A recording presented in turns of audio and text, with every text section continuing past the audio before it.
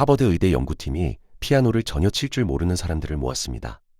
한 그룹은 실제로 피아노를 연습했고 다른 그룹은 머릿속으로만 연습했죠.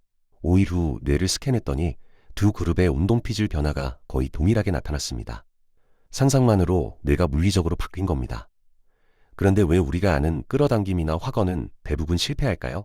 매일 아침 나는 부자다를 외쳐도 통장 잔고는 그대로인 이유가 뭘까요? 답은 의외로 단순했습니다. 방법이 틀린 게 아니라 작동 조건을 몰랐던 겁니다. 뇌를 실제로 바꾸는 구체적인 메커니즘, 함께 살펴보도록 하겠습니다. 혹시 이런 경험 있으신가요? 퇴근하고 집에 오면 뭔가 해야 할 것 같은데 몸이 먼저 소파로 향하고 손은 자동으로 휴대폰을 집어드는 거죠. 정신 차려보면 1시간째 쇼폰만 넘기고 있고 그러다 문득 나 뭐 하고 있는 거지 싶어서 휴대폰을 내려놓는데 5분도 안 돼서 다시 손이 가요. 이게 반복되다 보면 어느 순간 묘한 자괴감이 밀려오잖아요. 왜 내 인생은 맨날 이 모양이지? 그러다 유튜브가 던져주는 영상을 보게 되는데 성공한 사람들이 말하는 아침 루틴이니 100번 쓰기니 하는 것들이에요. 솔깃해서 다이어리를 꺼내 몇 줄 적어보죠. 나는 2026년에 월 1,000만 원을 번다. 근데 쓰면서도 속으로 이런 생각 안 드셨어요? 이게 진짜 될까? 내가 지금 뭐 하는 건가? 결국 며칠 못 가서 다이어리는 서랍 속으로 들어가고 우리는 다시 소파로 돌아갑니다. 여기서 질문 하나 드려볼게요. 이렇게 포기한 게 정말 의지력이 부족해서일까요? 저는 좀 다르게 봐요. 왜냐하면 같은 사람이 재밌는 드라마는 밤새 정주행하거든요. 의지력의 문제가 아니라 뇌가 협조를 안 하는 거예요. 쇼폼은 넘길 때마다 새로운 자극이 터지는데 다이어리에 목표 적는다고 당장 기분이 좋아지진 않으니까 뇌 입장에서는 보상 없는 노동인 셈이죠. 근데 진짜 문제는 따로 있어요. 대부분이 왜 안 되는지를 모른 채자기 탓만 하다가 완전히 손을 놓아버린 거예요. 역시 나는 안 되나 봐. 이 한 문장이 무의식에 박히면 다음에 뭘 시도해도 같은 패턴이 반복되거든요. 시작하고, 의심하고, 포기하고, 자책하는 루프. 이게 진짜 무서운 겁니다. 그러면 확언이나 시각화 같은 방법들, 정말 헛소리일까요? 여기서 우리가 일상에서 이미 경험하는 것들을 한번 떠올려 볼게요. 혹시 중요한 면접이나 발표 전날 밤에 머릿속으로 시뮬레이션 돌려보신 적 있으신가요? 면접관이 이렇게 물어보면 나는 이렇게 대답해야지. 이런 식으로요. 근데 신기한 게 이렇게 미리 연습해둔 질문이 실제로 나오면 훨씬 자연스럽게 대답이 나오잖아요. 반대로 전혀 예상 못한 질문이 나오면 머리가 하얘지고요. 이게 단순히 준비의 문제일까요? 물론 그것도 있지만 뇌 차원에서 보면 좀 더 깊은 일이 일어난 거예요. 머릿속으로 시뮬레이션을 돌릴 때 뇌는 그걸 실제 경험과 비슷하게 처리하거든요. 그래서 막상 그 상황이 닥쳤을 때 이거 해본 것 같은데? 라는 느낌이 드는 거예요. 엄밀히 말하면 안 해봤는데 뇌는 해봤다고 인식하는 거죠.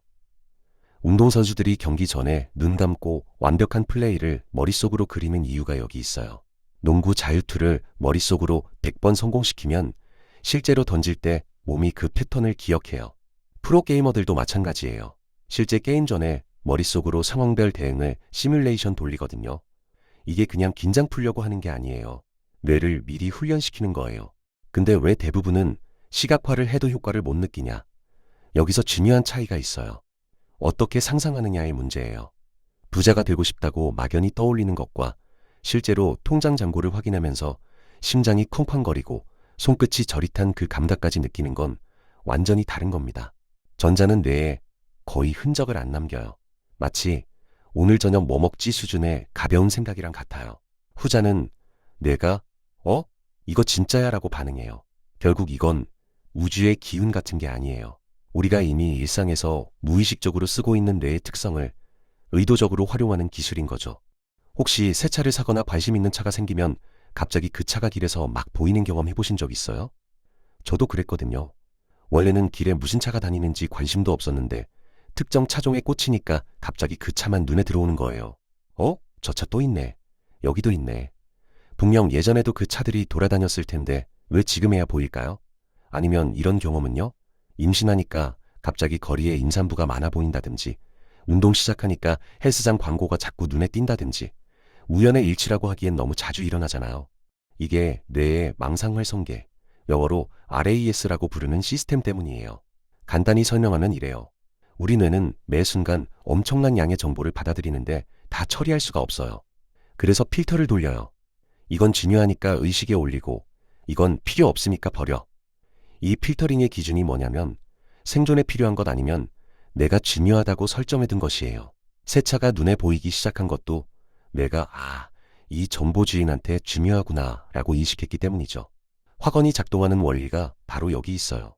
나는 2027년까지 월 1,000만 원을 번다라고 매일 반복하면 어떻게 될까요? 뇌의 필터링 시스템의 이 목표가 VIP 정보로 등록돼요. 그러면 예전에는 그냥 스쳐 지나갔을 것들이 갑자기 눈에 들어오기 시작해요. 예를 들어볼게요.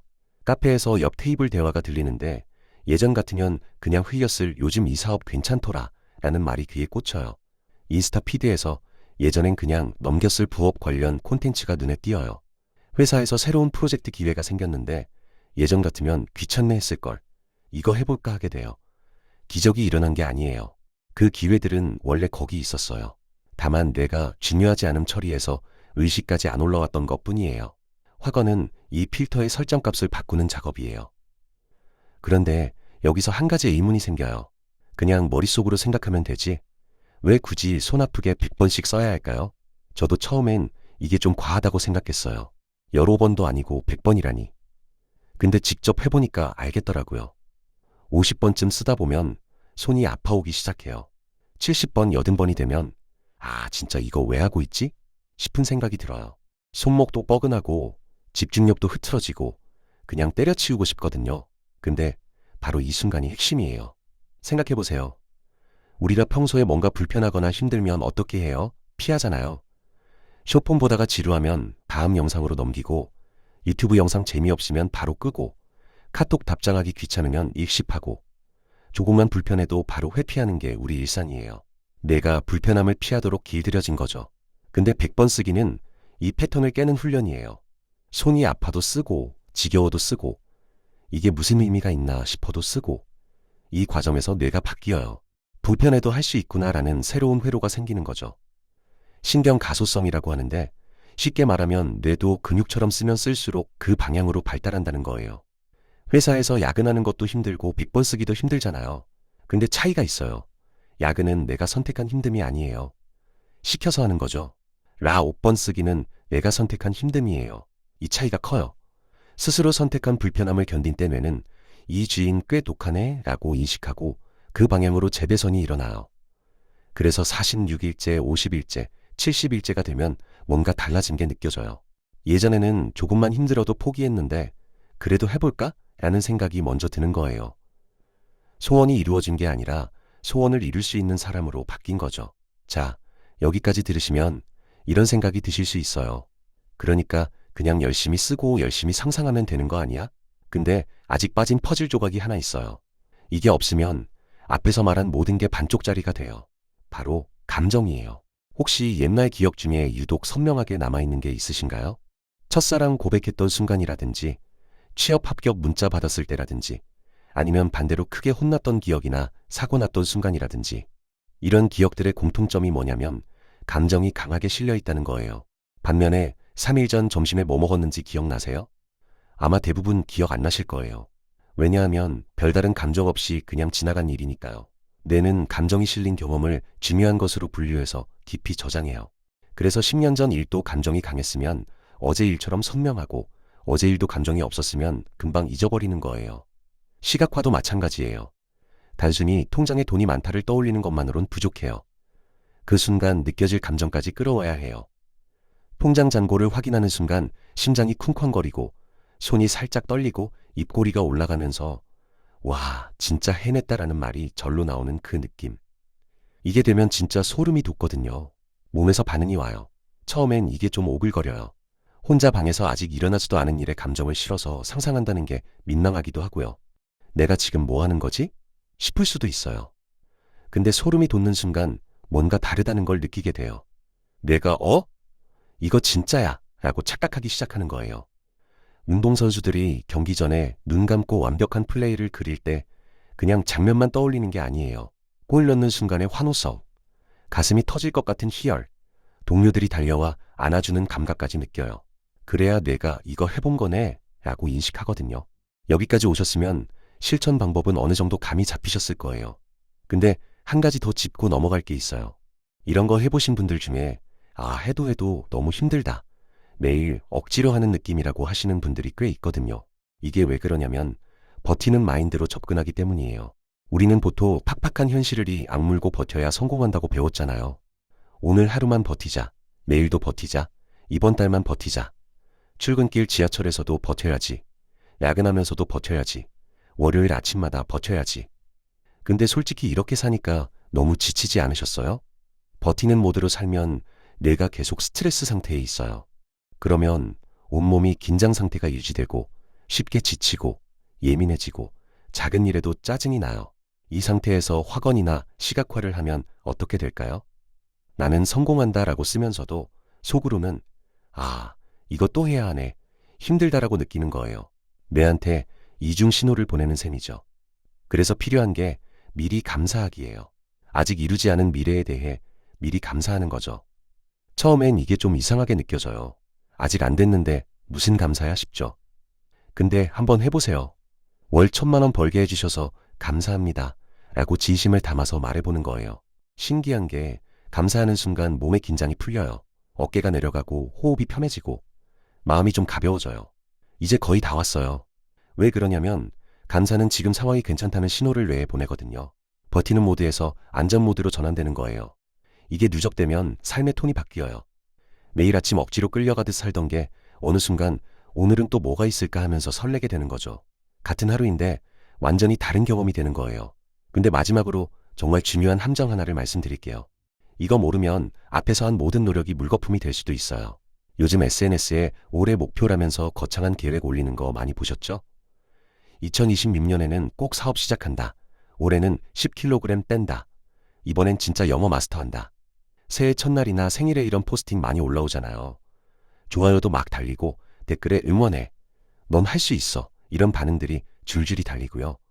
근데 이게 함정이에요. 왜냐하면 이 순간 뇌에서 도파민이 터지거든요. 아직 아무것도 안 했는데 마치 뭔가 이룬 것 같은 뿌듯함이 느껴져요. 좋아요 받고 응원 댓글 받으면 기분이 좋아지잖아요. 뇌는 이걸 보상으로 인식해요. 문제는 뇌가 이미 보상을 받아버리면 실제로 그걸 이루려는 동기가 확 떨어진다는 거예요. 생각해보세요. 배가 불러도 맛있는 거 먹고 싶어요? 아니잖아요. 뇌도 마찬가지예요. 목표를 선언하고 인정받는 순간 이미 한 것 같은데? 라는 느낌이 들어버려요. 그래서 정작 실행은 안 하게 되는 거예요. 새해 목표가 대부분 작심삼일로 끝나는 이유 중 하나가 이거예요. 그래서 진짜 이루고 싶은 목표는 조용히 품고 있어야 해요. 남들한테 말하지 말고 SNS에 올리지 말고 나만 알고 있는 거예요. 자랑하고 싶은 충동이 올라와도 참아야 해요. 그 충동을 참는 것 자체가 예장에서 말한 의도적 불편함의 연장선이기도 하고요.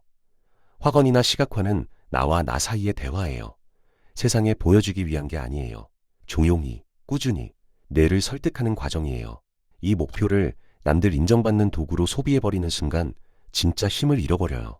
자, 지금까지 한 이야기를 정리해 볼게요. 확언이나 시각화가 작동하는 건 우주의 기운 때문이 아니에요. 뇌의 필터링 시스템을 바꾸고 신경회로를 재배선하고 감정을 통해 기억을 각인시키는 과학적인 과정이에요. 다만 대부분이 실패하는 이유는 방법을 몰라서도 의지가 부족해서도 아니에요. 뇌가 변하기 시작하는 시점까지 도달하기 전에 포기하기 때문이에요. 661이 걸릴 수도 있고 100일이 걸릴 수도 있어요. 사람마다 다르죠. 중요한 건 그 시간 동안 뇌가 조용히 바뀌고 있다는 걸 아는 거예요. 효과가 안 느껴진다고 중간에 멈추면 거의 다 익은 밥솥 뚜껑을 열어버리는 거랑 같아요. 보통 이런 이야기 끝에는 자, 지금 당장 여러분의 원대한 꿈을 선언하세요 라고 하잖아요. 근데 저는 다른 제안을 드리고 싶어요. 아까 말씀드렸듯이 목표를 크게 선언하면 가짜 도파민에 잡아먹혀요. 그래서 조용히 해야 해요. 이 영상을 다 보신 후 아래 댓글창을 여러분만의 조용한 타임캡슐로 활용해보세요. 남들에게 보여주기 위한 거창한 문장 말고요.